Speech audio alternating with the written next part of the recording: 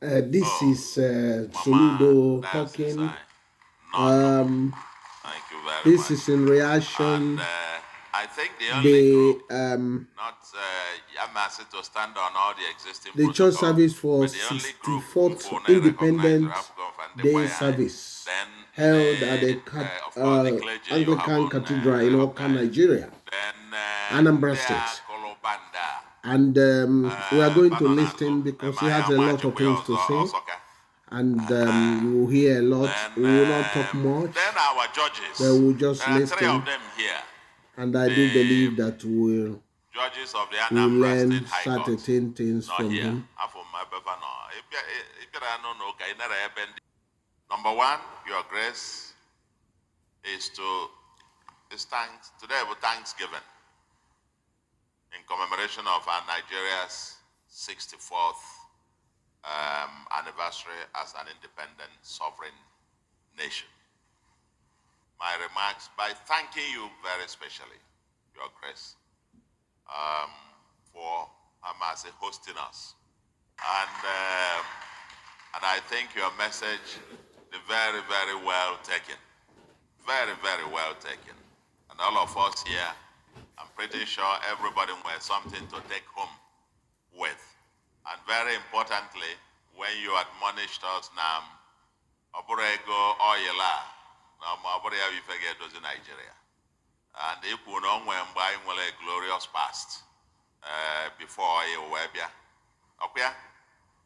And if I actually extend that message, it's telling us now, on time that we need to go back and draw Kedumbe, when did it all go wrong? Because sometime we got it right sometime in the past. But all of a sudden, we are where we are. And implicit in what I heard today also, actually the main thing I want to emphasize, just borrowing from what the message you left with us. And that is the message na Nigeria ga-adị mma ba anyị nwa. Nigeria ga-adị njọ ba anyị nwa. It is the message of collective responsibility.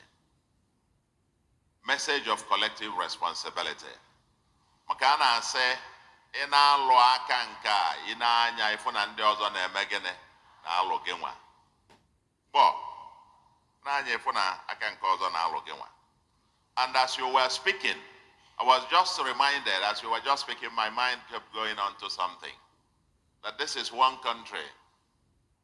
Always, and most times, our past, or they call it more glorious than our today. Every year, I say, the next year, I say, last year, last year. Olukwa next year, I said, no, I 2 years ago.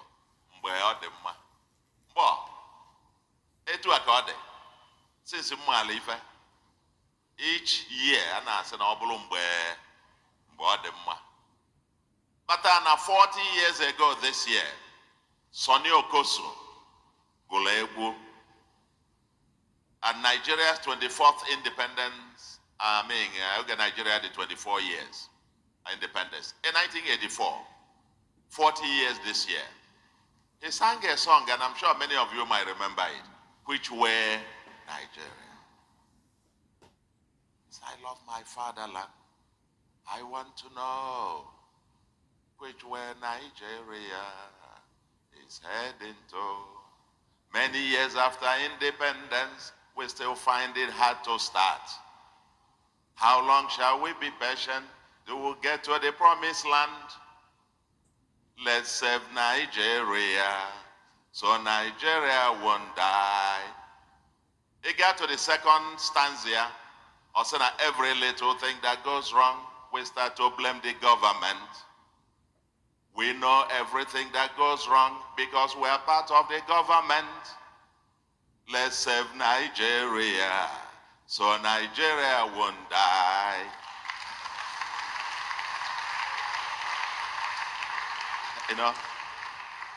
So that second stanza says it all.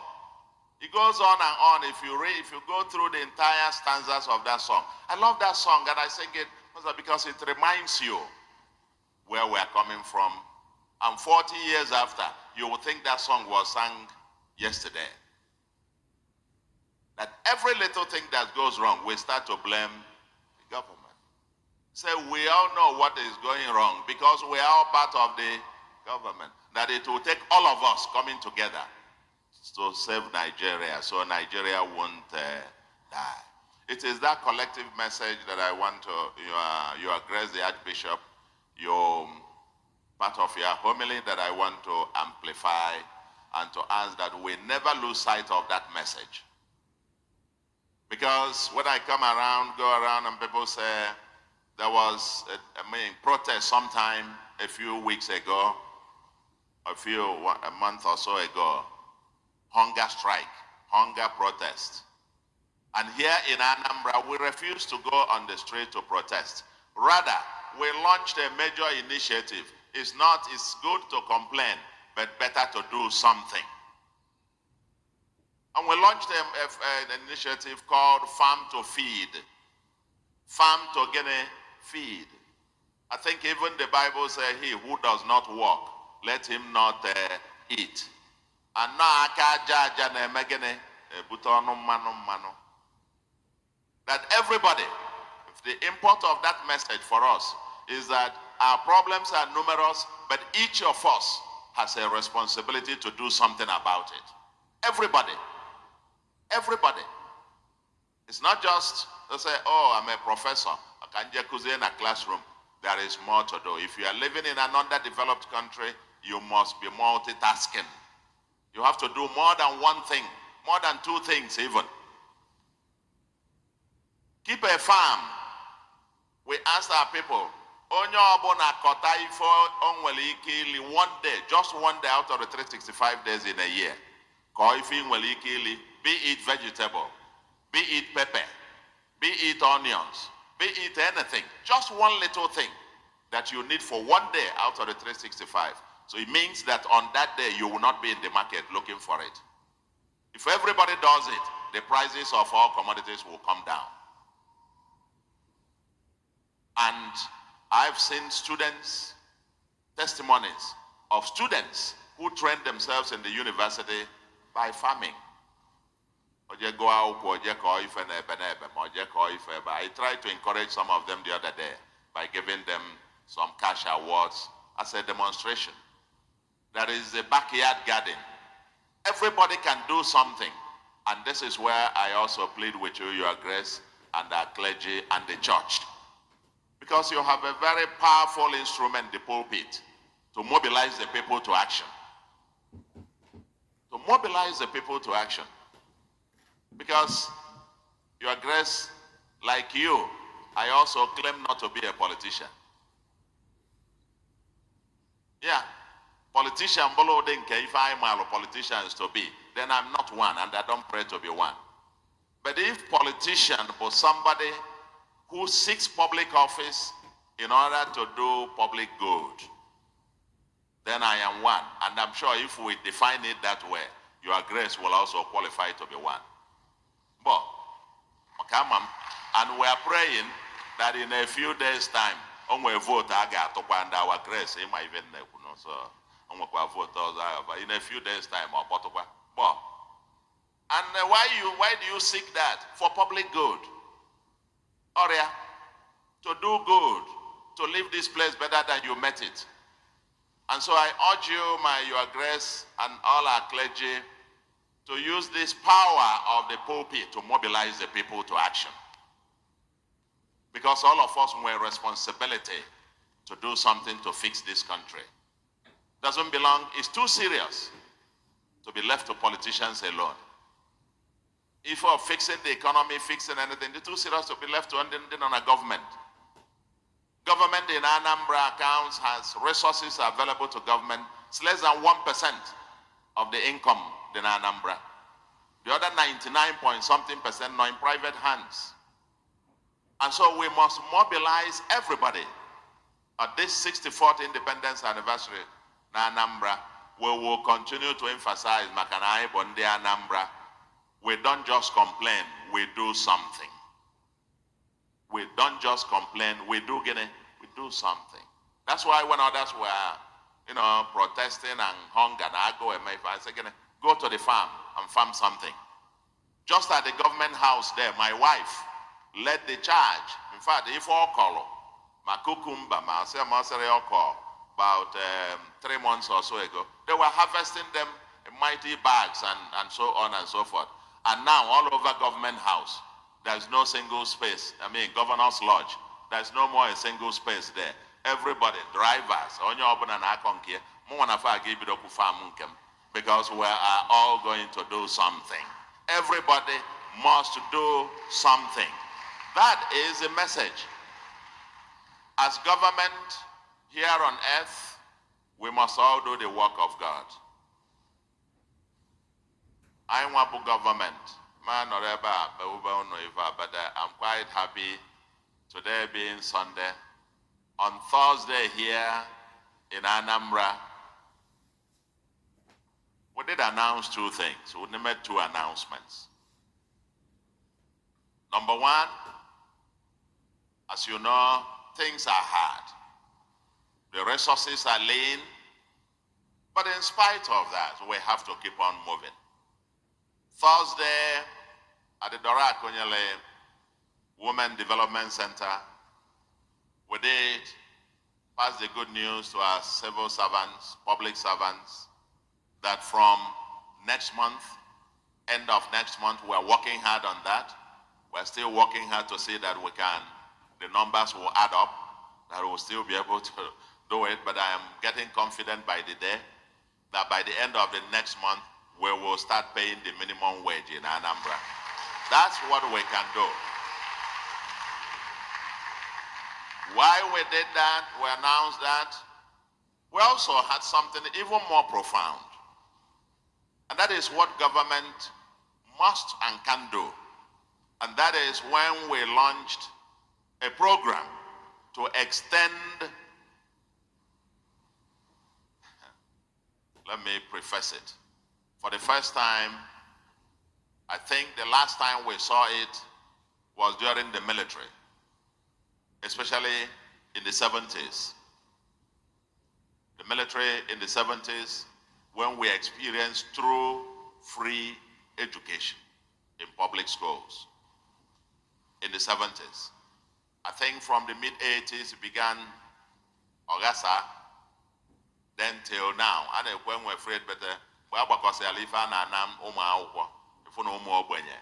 poorest of the poor were having difficulty going to school. So for us, in addition to doing what they said to be unprecedented anywhere in Nigeria, that within our first 2 years in office, we recruited 8,115 teachers to end the era of schools without teachers, especially in public schools, that now we have in Anambra. Because there is no school without teachers. Children can learn under a tree if they have a good teacher in front of them. But even if you have air-conditioned everything with everything, and you have an incompetent teacher in front of them, it's useless. It's garbage in, garbage out. So we started with that, investing in our teachers and getting them recruited strictly on the basis of merit. And that's the only way we can secure their future. But very fundamentally, is that we realize that over time, and your grace, this will be of interest to you. We realize that we were creating two sets of citizens in Nigeria, and as well as in Anambra. When I was growing up, and I'm sure it applies to your grace, we all attended public schools. The children of the rich and the poor attended the same school. Public schools, taught by the same teachers. And if the children of the poor were brilliant enough that had a chance to, education became a ladder of opportunity. In decades ago, the children of the rich and the middle class now attend fee-paying, high fee-paying schools, private and submission. The children of the poorest of the poor were then condemned in public schools with no facilities, no teachers in most cases, and nothing. And so poverty had become a dynasty in much of Nigeria, where the children of the poor will get poor education, and they themselves will end up being poor, and their own children will end up being poor. Poverty became a dynasty. Obatana a family or toyaba, and the only road to escape became through criminality. The Nigeria make kidnapping, more bube drug, more bebenka, and so on. But if you give the difference between the children of the poor and the children of the rich, is opportunity. Opportunity through qualitative education. If you give the children of the poor qualitative education, they have a chance in life to even overtake the children of the rich. We're creating these two societies. Those who have, more is given. Those who don't have, even the little they have is taken away.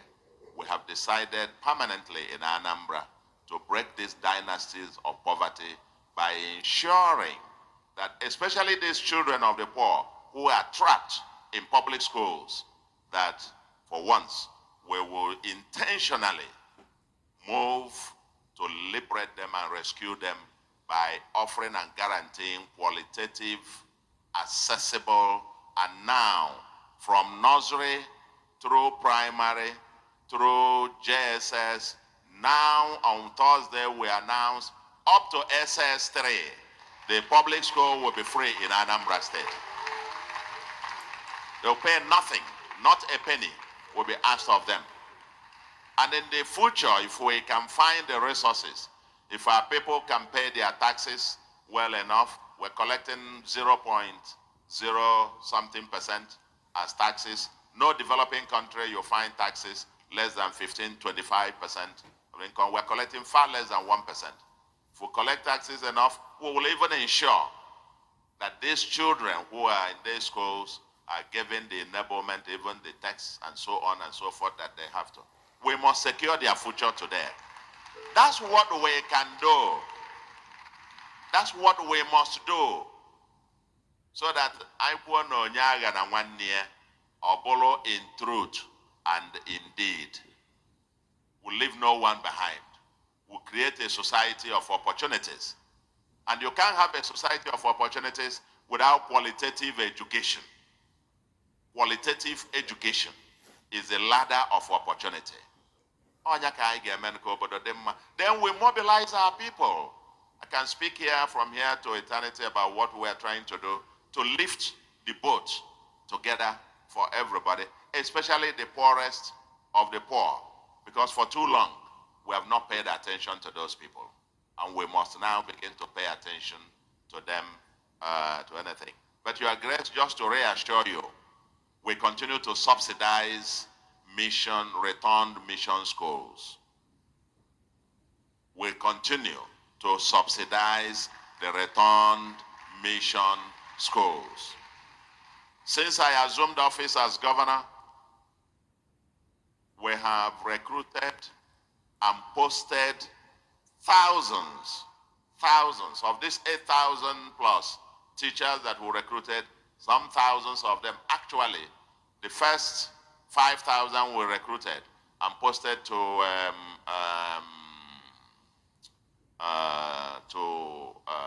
our schools. About 3,000 of them went to returned mission schools. That's in addition to the thousands already there. And we continue to pay the salaries of these teachers. It costs the government over ₦1 billion every month as subsidy that we are paying salaries of teachers that are posted to returned mission schools. So we continue with that subsidy, at least for now. We'll continue to get there. I know all the states around the southeast, where you also have return schools, they just hand it over to you. You take your school and go with it. And so government focuses on public schools.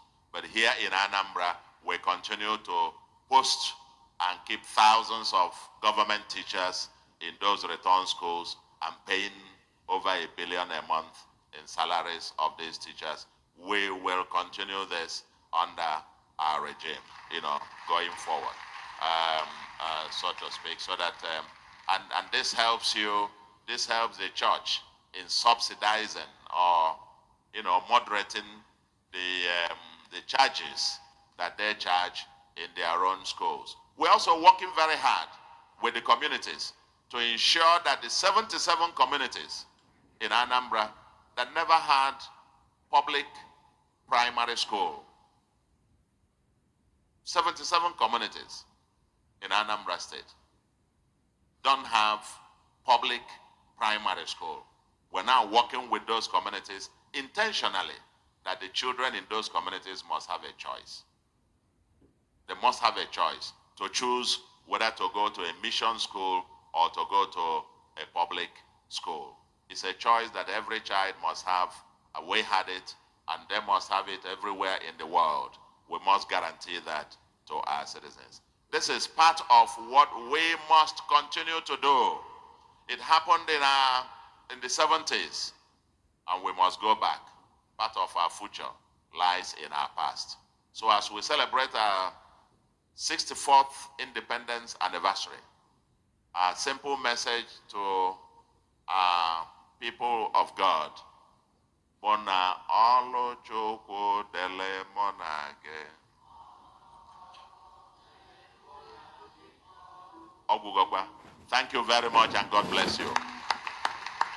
Yeah, I welcome back to the channel.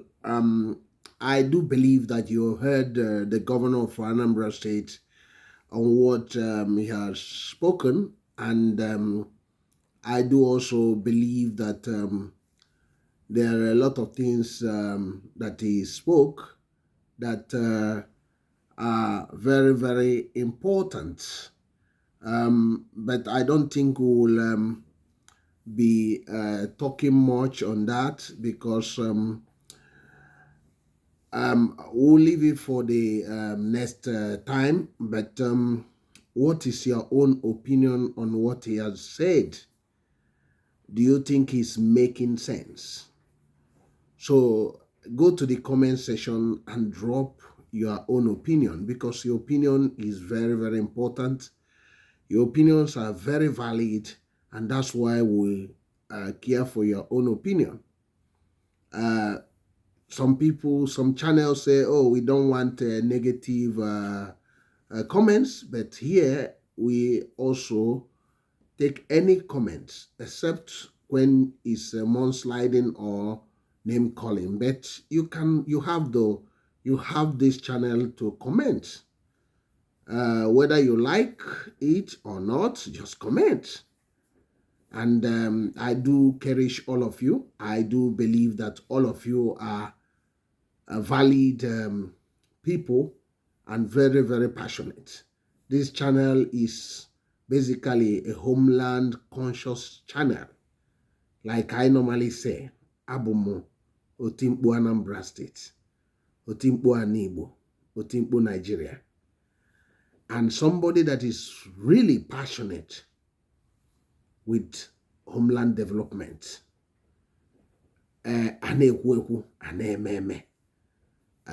Myself, I did that myself. I know what I've done. And I also pay tax in Anambra State, because some of those people that are doing all those things, they don't pay tax. So there's no way you say you love your homeland, you don't pay tax, and you're making comments and all those things. If you are one of those